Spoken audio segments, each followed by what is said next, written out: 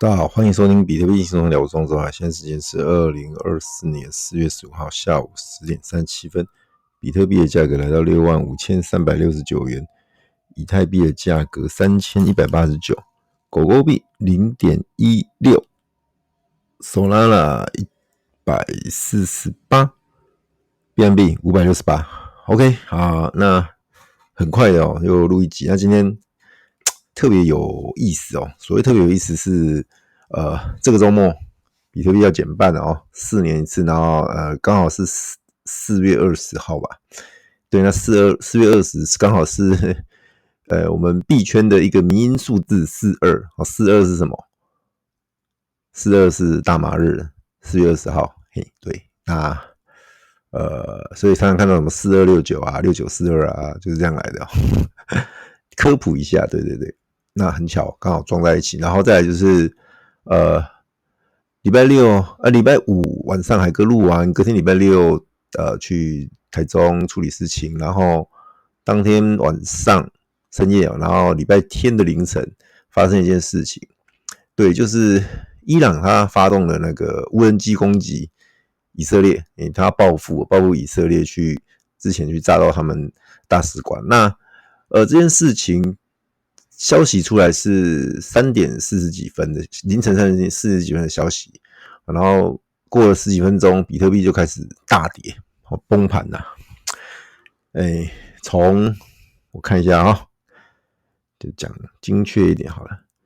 4月14，对，它从大概是67000多，算67500好了，然后一口气呢，在短短的不到1个小时内，应该说半小时内左右就杀到最低看到60660，没有跌破6万啦，但是合约有跌破，现货没有跌破。合约的话，我看一下数据我先讲，我都看币安的所以你看到不一样的，你不要来跟我argue说哥你讲什么，跟我看到不一样。合约在币安上面是看到59652元。好，那时候大家都在睡觉，隔天一早醒来，我大概7点出头我就醒来，看到那时候已经跌下来，然后慢慢在弹升当中对，那再过1个小时再看数据，发现就很多人都爆仓了。那这一波爆最惨的是那些小币，很多人小币开低倍杠杆，我不知道他们跟谁学的，或是谁教他们这样做的小币开低倍杠杆会给你一个错觉是安全，但是实际上那是最危险的。果不其然，一堆人爆仓，一堆币友，或者是在推特上面看到一堆 KOL， 或者是之前小有名气的一些操盘者，就说哇毕业了，一次赔了几十万 U， 甚至有上百万 U 的，他所有资产都在币圈里面这样子，那一次就清零了。对，那当然有赖群也有一些币友说哇被补了保证金，然后有人说你算好了还来得及补我们根本来不及补，早上睡醒那个仓位就不见了这样，因为强制平仓对啊，那其实之前海哥就讲合约不要玩可以的话，如果真的要玩就拿一小小的份额来玩，然后你要开合约的话，你要玩你就玩比特币合约吧，其他的我建议你不要碰，因为小币价很容易受到少数的人去操纵的啦。那少数的人其实很明显小币都有所谓的庄家嘛，那庄家他会控盘嘛，而且小币说实在的，你合约单不多啦，那他看得到嘛？你看不到他看得到你啊，你看不到他看得到你的时候，他觉得在这个点位突然有那么多的单挂在那边，那我就顺势把它踹下去，或是往上拉，让空单爆仓，让多单爆仓这样子。所以为什么会常常会有插针行情是这样来的？所以说现在当然现在所谓的大家会有一些约束，或者说有一些措施啦，比较不会有那种现货没事，但是合约崩盘或者合约暴涨去插针。但是呢，还是会有，就是他先在合约布好单之后，然后利用他手上的筹码去做现货的操作，然后把合约的价格往上带或是往下压，这个东西都常有的事。当然这一次是随着国际事件去做的一个操作。有人说那到底是战争的影响吗？我只能说线到消息到。有时候你线到了，就是说你反映事件，或者是说跌了之后呢，借由事件来说故事，是这样子而已。其实战争说实在，它过了没几个小时，好像3-4个小时吧，伊朗就宣布 OK， 我的报复行动结束。这是就算是给以色列一个教训。那实际上无人机呢，没有一台有去轰炸到以色列的任何的建筑物或者是任何人，因为它在半空中就被打下来了。对，以色列就花了不少钱把它打下来，听说是5亿美金吧。我不知道这个数字对不对，就是反正现在都走这种科技战嘛，你无人机我就用我的方式把你轰下来，然后大家就是等于说没有人员伤亡的情况下，就是金钱的损失啦。好，简单讲是这样子啊。那大家各自都各自胜利了嘛，这样子哈。反正战争结束啊，至少联合国、美国都有出来讲话，那看起来就是先停火了啦。大家就是先这样啊。那比特币呢？你说哇，那这样子开始大回升吗？也没有哦。有人就说海哥你被打脸了，你看现在讲说什么上升三角形，往上涨的几率高，往下跌的几率小。是我讲马上被打脸，但是这个算是黑天鹅啊。这种发动战争这种事情，其实没有人能预料得到啦。当然在之前有一些情资情报，美国那边有流出一些情资情报，说伊朗可能在近日内会动手，会去攻击以色列。但是这种消息，说实在话，看看啦，因为很难做任何的预判或是预备。如果真的有那么多的一个可靠消息的话，实际上布一点空单，然后跟你的现货对冲是 OK 的啦。坦白说啦，合约如果真的我要开，我会去开空单来对冲我的现货多单，是这样子而已。那当然没这么做就没这么做了啦，就过了就算了。那现在的价位大概在65000。好，那有人问海哥，那减半前到底怎么看呢？其实因为这样子跌下来，那确立一件事情，就是在减半前不会 all time high，减半前呢，它就会维持在这个大箱型区间60500、0600，反正你记6万，然后6万，然后上来73000，这个大箱型73000，你可以发现最近这一个月都过不了了。前高是73777，在3月14号到现在刚好1个月。它这一个月当中呢，最高不超过73000，最低不超过6万，在这个大箱型区间来来回回走，摸到上面就下来，摸到下面就上去，然后再你就这样看就好了。那接下来呢，坦白说减半后，你说哇减半后就开始狂飙猛涨，我告诉你绝对不会的，不会有这种事情发生，至少它会在整理。现在变成走整理区间啦。因为它的一个结构被破坏掉，现在就只能走整理区间就是在这个大箱型区间去震荡去走。那当然希望它能再盘一盘，然后所有的均线、所有的情绪、所有的筹码都沉淀之后，好一点的话，我们再看看5月底、6月初，那时候伴随着以太坊的 ETH， 如果有更明确的消息的时候，看能不能在那个时候有一个多头的一个气势出来。大概是这样子。所以币现在就是会走区间震荡。区间震荡的话呢，实际上对比特币来讲是好事啊，这是好事。否则你这么的急拉的方式，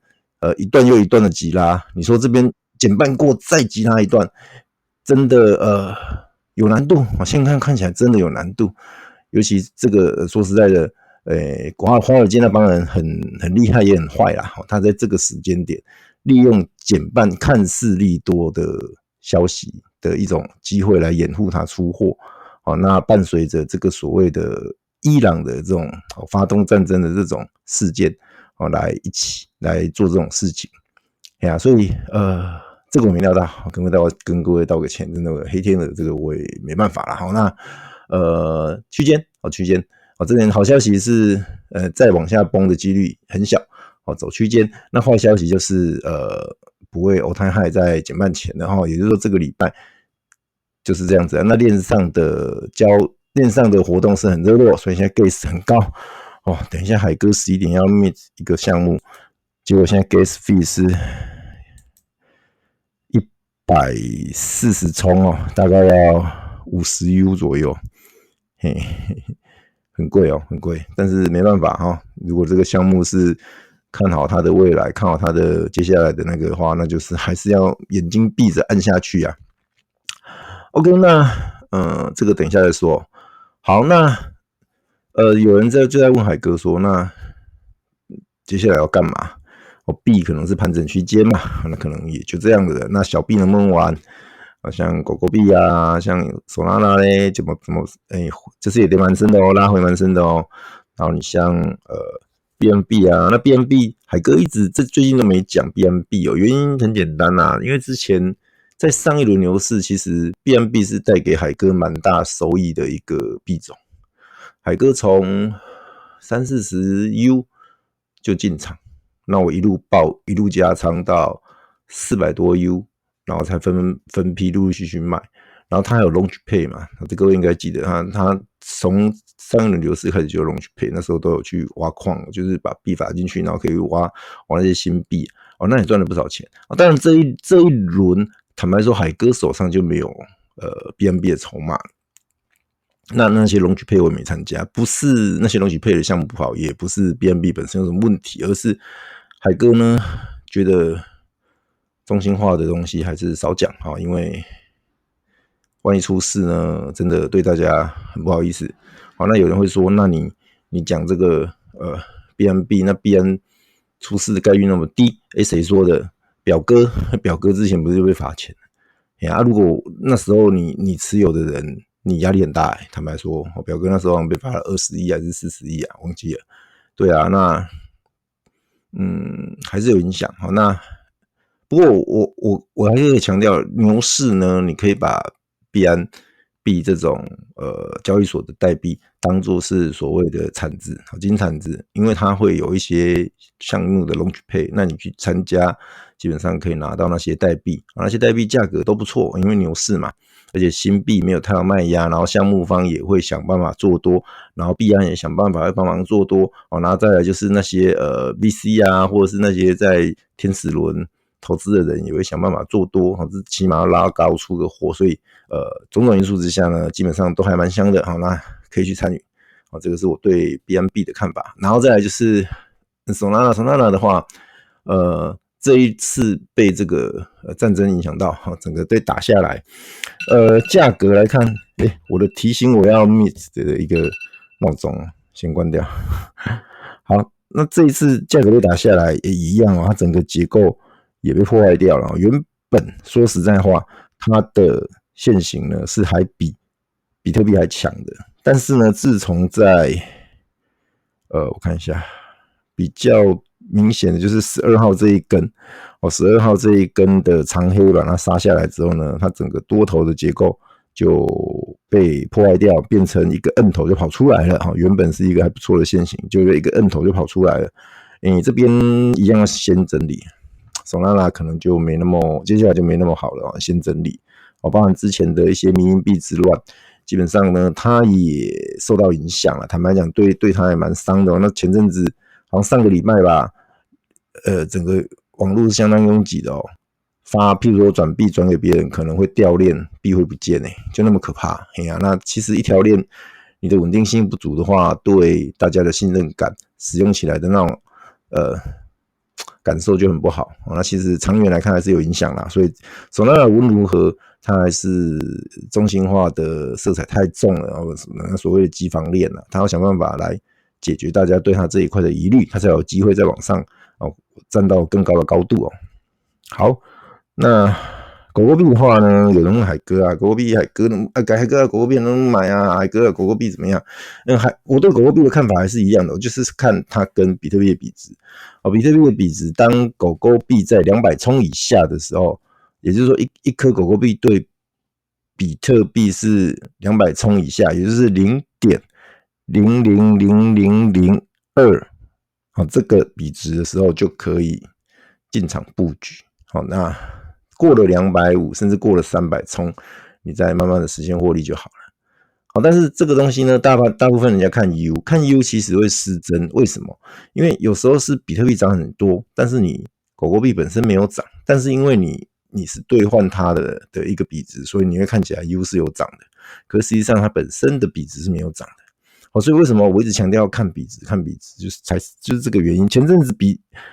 狗狗币有拉一波哦，狗狗币前阵子有到323冲，在3月28号那时候，各位可以去看 K 线了。对，所以简单讲，那个时候你就可以适度的出场，因为超过300冲嘛。如果你有超过300冲，然后你适度出场，这一波拉下来，虽然没有回到200冲，至少你有减码，就是有实现获利，你压力也不会那么大，最低到211冲啦，这个可能还要再观察一阵子哦。好，那讲完币的部分呢，来看 NFT。NFT 的话，最近很多项目在炒符文哦，那甚至就是趁这个符文的热度，趁这个符石啊，符石也很狂哦，这个基本上在高位整理都不会跌下来的。好，那就是在这个减半前，大家都要发一波，所以搞得现在链上的活动很多，导致这个 gas fee 很高。所以这边基本上正常一般交易的人会被影响到啦，坦白说蛮讨厌的，像海哥就被影响到，也只能这样了，也只能接受啊，因为矿工总是要给他赚点钱嘛，然后再来就是急的人本来就要加钱去加速嘛，那也合理啦，好，大家就是这样子嘛，那你有需求跟供给的问题，所以我认为也就这样子的，大家只好忍耐一下啊，好啊，这样子好了，海哥先暂停。不过我节目会接着啦，因为我只是先按暂停，现在去灭完，我再跟大家继续聊。好，海哥回来啦，很快速的，花了5分钟就打完了4张，在伊甸园上面打的，这个项目叫 Rudos， 对，就是符文门哦，还是符门，随便啊，反正现在名字都随便乱取。OK， 那希望它有个好价格。OK， 当然最近因为群魔乱舞啦，所以说有些项目为了要蹭这个符石，或者说蹭这个符文的热度，就要推项目嘛。那之前海哥有介绍过一个基于 Karma 这个 coin 呢，TAP 协议上面的一个 Karma 的 coin， 然后去发行的一个 Karma card， 各位应该还记得吧？海哥密了30-40张，那抽了本之后，现在也要有个30张左右。之前价格一直还维持的不错，势头也不错。那因为他一直宣称他有5大项目的合作嘛，那之前有一个Soul Media 那个说要空投币，现在也不知道空投到哪去。然后他上个礼拜是宣称，因为受到那个Solana网络拥挤的影响，他没有发，那应该是这个礼拜会发，但是现在没看到影哦。不过他是有说他开始在做一些测试啊，因为有人收到少量的什么300颗啊什么的那种。值不知道1美元还多少的，对，他在测试网络，好啦，那个就算了啦，当做有就有，没就算。但是呢，他现在 Karma 团队他要推所谓的Karma Stone，这个很明显要蹭Root Stone 嘛，就是符文石的符石的一个，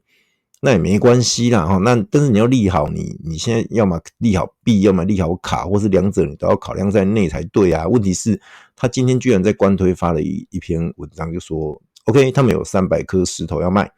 然后会在那个 Magic Eden 就是伊甸园上面 Launch Pay 那也 OK， 因为他前2天就有先暗示说要在那边 Launch Pay 嘛，那也 OK 嘛，因为现在伊甸园是Ordinals 上面玩的最火的。好，那问题来了，他说要收 Whitelist 要 Whitelist Mint， 他要收1000U 啊。然后说，如果你有兴趣的人，欢迎来下面留言，或者是 DM 项目团队这样子，没啦，就这样。他完全没有讲到 Karma 卡跟 Karma 币在这个过程当中能获得到什么。大家原本满心期待，就算你没有 Airdrop， 起码你给我个 Fee 嘛，Gas Fee 我出没关系。大家都可以接受的，可以理解啦。毕竟 Gas Fee 如果要走空头的话，要花不少钱。那讲到空头，等一下会讲另外一个项目就是 Anchamanki。好，那网络上他这个消息一出来，整个社群就炸锅了。海哥有在对岸的 Karma 的相关的社群，哇，里面骂声一片啊。然后呢，到 Discord 里面，他本身的官方的 Discord 也是骂声一片啊。然后官推底下的留言是骂声一片啊，但是官方人员目前都没有任何解释，目前都没有人出面做任何解释，或许他们还在研究，还在讨论，也或许人家根本没有把话说完，大家就急着去联想说啊，我要花1000U 才能拿那个石头，因为它有3万颗啊，各位，海哥现在是往理性一点来分析啊，它有3万颗的时候，卡玛卡有4700张，4700张，假设 OG 以上至少1颗空投，或者有一张 free meet 的话，香不香？还是香。好，那相当于你有 OG 卡，就是省1000块嘛，1000U 嘛。那如果你没有这个 Karma 卡的人，你就是真金白银1000U 去 meet， 那这样子反而是好事啊，至少你保底1000U 嘛。当然讲保底啦，可是实际上价格不是这样能决定的。如果 OG 1张，黄金卡2张，白金卡3张，钻石卡4张或5张呢？有没有可能？有可能啊，因为这样加起来才多少张？各位去算一下。当然我刚刚讲的都随便乱讲的没有任何参考依据好，那打个比方，你有币的人，假设你有10万颗好了，10万颗我就给你一张 free mint， 香不香？香啊！单一钱包币值有10万颗，表示你是很支持我们这个币的人嘛，那也 OK 啊。问题是目前为止没有任何相关的讯息，所以很多人就失望，开始抛啊，开始卖啊，而且是越挂越低就是又是那个NFT 的死样子就跑出来了，就是越挂越低，越挂越低。然后最后呢，万一有个什么比较好的消息出来，一口气又被人家吃上去，整个又扫光光，那挂低的人当场又被割韭菜，这是自己割自己的好，那其实我是中性看待啦，因为说实在话 ，Karma 卡我抽本嘛，那 Karma 的 coin 是免费空投的啦，所以我不认为我有任何损失啊，顶多就是少赚。那少赚，你问我干不干？我当然也是干，也是不爽啊，但是也就这样了嘛，就看看他出什么招。他是说这个4月19要 meet 这个所谓的 Karma Stone 啊，那目前看起来还有几天，那还有时间挽救，还有时间把游戏规则再讲清楚一点，还有时间再把这些利好回馈给Karma Card 跟 Coin 的支持者这个很重要啦。Jason 有听到的话 ，Jason 拜托不要忘了最支持你的大中华地区的社群，好吗？好，不要，我们也不分什么中国、台湾、香港啦，反正就是大中华地区中文社群的，你千万不要忘记了，我们是最支持你的。老外可能都还有那种表里不一的问题，但是我们是最支持，无论如何我们是自己人嘛，好吗？ Jason 加油。 OK， 那Ancient Monkey 终于空投了机器人。好，那这个机器人其实他们在前阵子在链上可以看到一些迹象了。那他们也是一样赶在所谓的减半前去推出这个机器人。那他们格局有点大，他们是用空投的方式，空投了将近5万只海哥看链上数据是4万9，49000只的机器人啊。那当然可能有一些保留之类的，反正大概是这个数字。那它空投机器人很特别它机器人有6种颜色。第一个是1周年纪念，那个数量很少，那个不超过500只，海哥有一只。那个是基于你之前去参加1周年活动的时候拿到的一个零件，那你有那个零件，你才能对应空投这一只1周年纪念的机器人给你。好，那第二个的话是看一下小抄哈，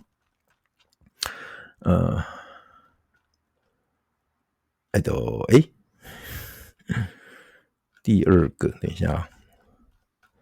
第二个颜色是绿色，这个绿色呢也是稀有款。第三个颜色是灰色，灰色也是稀有款。绿色海哥只有7只，灰色也只有7只。然后藏青色就是比较浅绿色青色的话是有海哥是有16只。然后 Pinky 粉红色海哥有18只，然后 Yellow 黄色海哥有16只。海哥总共收到65只的机器人。那这是海哥的分布状况。那整个链上的分布状况呢，海哥也跟各位报告一下了，因为这个都已经有明确的数据大家就参考因为我不知道他什么时候会开始上交易所，就是去 ME 开始交易啦。不过依海哥的判断应该快了，因为接下来剩下组装完之后呢就开始交易了。就可以交易了嘛，就可以开始挖，然后可以开始交易。这个应该是不错的啦。那平常心啦，假设一只海哥是在估，如果一只有个300U 也很香啊，300U 海哥这边又将近是2万，是吗？2万吗？我看一下，65乘以300，65。对啊，也是将近2万 U 的一个价值，而且是用地板算的实际上有些东西应该可以卖更高才对啊。整个链上的数据跟大家报告一下，总数的话是4899，48997只啊，链上数据。然后第一款这个应该是那个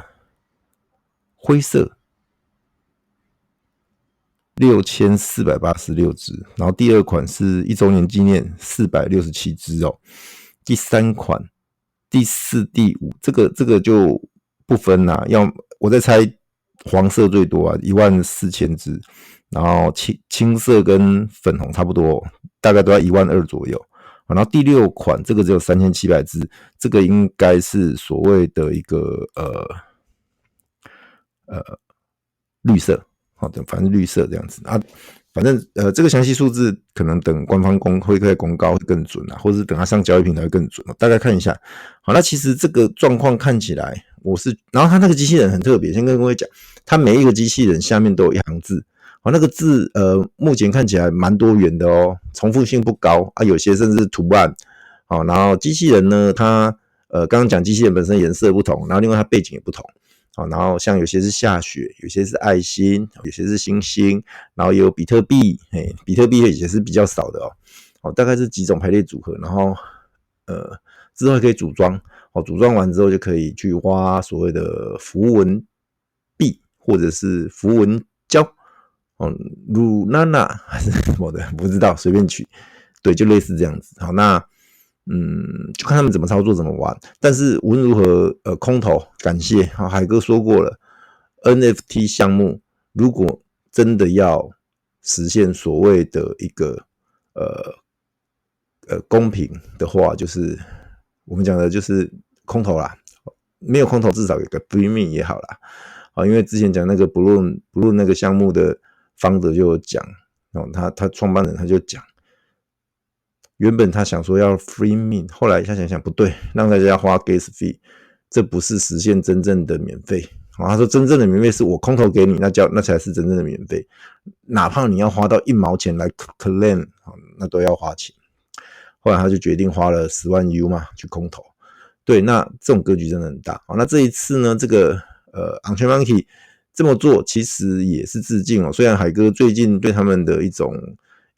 所谓的佛系的这种操作有点不是很开心，但是今天这样子空投感觉还是蛮爽的啦，至少你让 holder 觉得我都不用花钱就可以拿到这些东西了。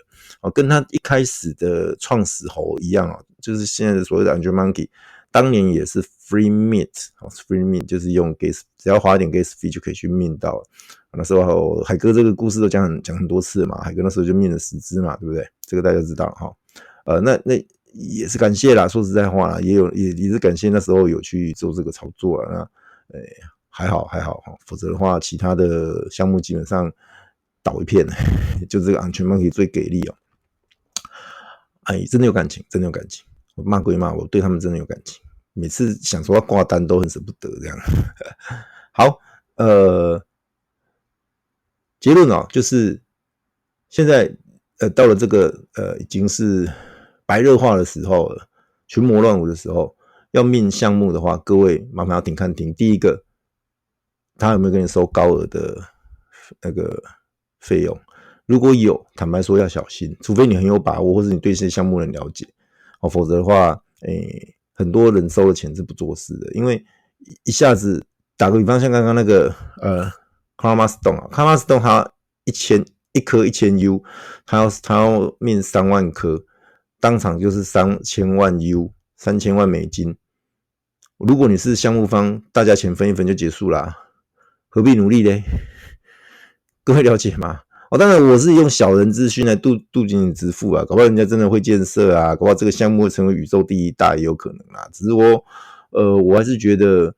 真的有格局的话，你也不要搞什么收1000U、100U、10U 都不要，甚至也不要 free mint， 你直接就空投，针对你想要的对象跟社区或者是玩家，你就去空投，真的。然后空投完，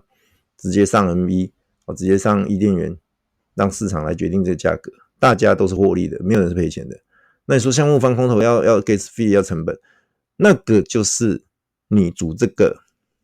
联合团队，你等这个团队的价值跟意义所在。大家如果都只是想要空手套白狼，大家都没有钱想要来做项目，那就是下场是什么？叫失败。2021年到2022年有多少素人团队，多少素人项目，就是这样的情况。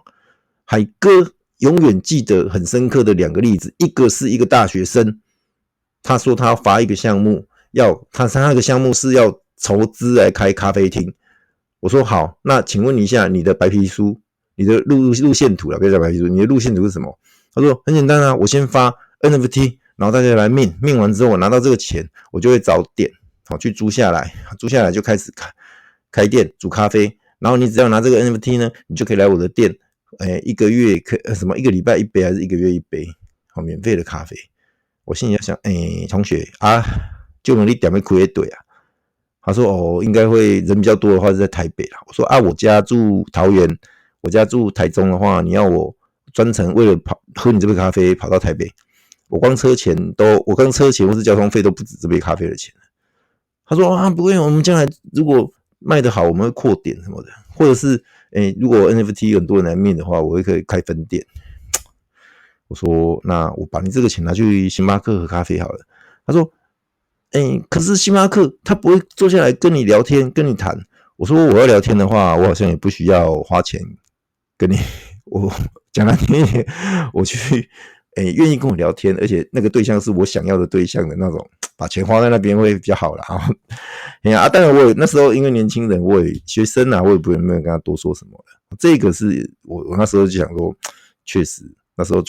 大家存在那种做梦的心态。那时候我跟他讲说，你先经营社群3个月，你再来决定你要怎么发行。第二个，可以的话，你最好先开店，再来发 NFT。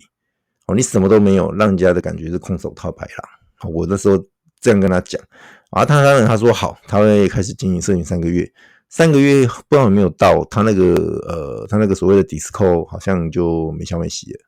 OK， 好，那起码我觉得我让他知道一些区块链的残酷啦，就是或者说 NFT 这个世界不是那么的容易进场的哈。好，这是一个，另外一个就是有一个项目，他那时候是在 Solana 的链上发行，就是类似那种卡通图案，然后做什么项目，然后什么有什么几大种族啊那种的，类似那种的。然后来讲的天花乱坠，他说大家来mint我的 NFT， 我们提供很多赋能。第一个旅游说什么他跟日本跟东南亚很多国家，泰国什么的很多的国家都有策略结盟，当地的度假胜地，当地的饭店，只要拿他那个 NFT 呢，就可以打多少折扣，多少优惠。这是旅游嘛。好，第二个他说他会发GameFi。第三个他说他会发公仔。第四个他说他会做动漫。第五个他说他这个到时候跟什么台湾不知道哪什么实体餐厅结合啊，去的话送免费的菜还打折什么的，等于说食衣住行娱乐全包了啦。那我就说哇，我说老板，你这个项目听起来好厉害啊！请问一下你现在mint那时候已经发行，我说你mint完了没？多少张？他说我这个1万张，目前呢只mint了大概500张左右，欢迎大家来mint这样子。我就在想，我心里的 OS 就说靠腰啊，你根本连mint都mint不完了，你刚刚跟我吹那一些，我不相信你做得到。好啊，后来当然我就是没有直接吐啦，只是我是问说你这个路线图看起来很大，看起来就是范围很广啊，感觉什么都有做嘛。说实在话，这样子要推动的话，资金要很大的。他是那时候一直讲说没差啦，我们现在有很多的人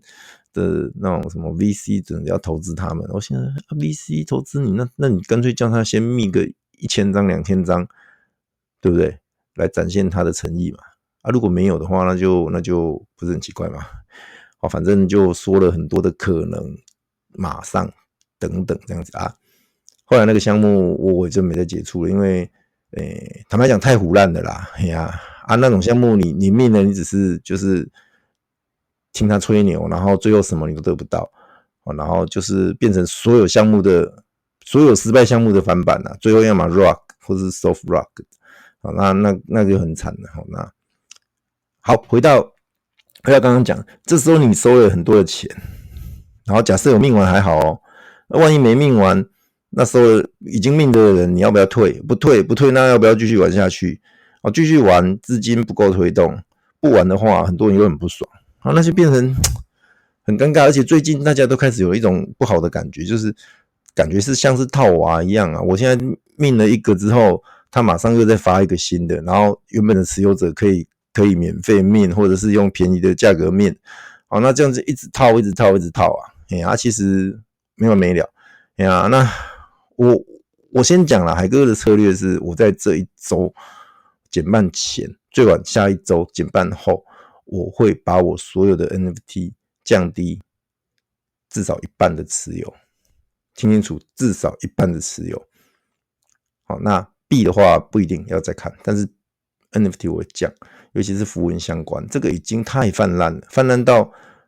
人人是符文，各个项目都是符文这样。不是说这个符文就一定不会成功，而是说太泛滥了啦。好，那我可能会观察一下，看一下项目，看一下，尤其是他们团队的健康指数，我会看一下哈。如果真的 OK， 我才会留；不 OK 的话，我会卖一半甚至全部卖掉，我留我认为有价值的就好了。OK， 那今天主要跟各位讲讲，前2天战争的影响，比特币狂跌的情况哦。简单讲，要大家安心啦。目前大概就是走区间，在减半前，就是走个区间，这样应该不会看到5字头。就维持在这个6万多这边，震荡是最好的。那好一点的话，搞不好可以摸到7万以上。那减半前创新高的几率很小很小。那一样不把话说死啦，减半前如果要 all time high 的几率大概 1%。因为之前海哥讲的，那你说海哥你上一集才讲说上升三角形，这一集怎么自己打脸？我说因为上升三角形整理到末端会表态嘛，那其实配合的线、配合的消息、配合的这个结果算表态了，它往下，对，就是往下的话下来，下面就走区间，走区间。之前那个什么上升三角形算是被破坏掉了啦。那也赶快跟各位讲一下，否则可能大家还停留在上一集，还想说上升三角形这样子，嘞三角形都没去啦，现在就不叫三角形了啦。好，那今天的话节目就录到这边了，因为这样快40分钟了啦。那最后我尽量在减半前还会再录一集。今天礼拜一嘛，最近蛮忙的，但是我还是尽量在减半前再跟大家聊聊天，分享一下。OK， 那祝福各位有个愉快的夜晚。那记得邀请你的家人、朋友、亲戚、同事一起来收听海哥的比特币轻松聊，一起来感受比特币的魅力与威力。晚安，拜拜。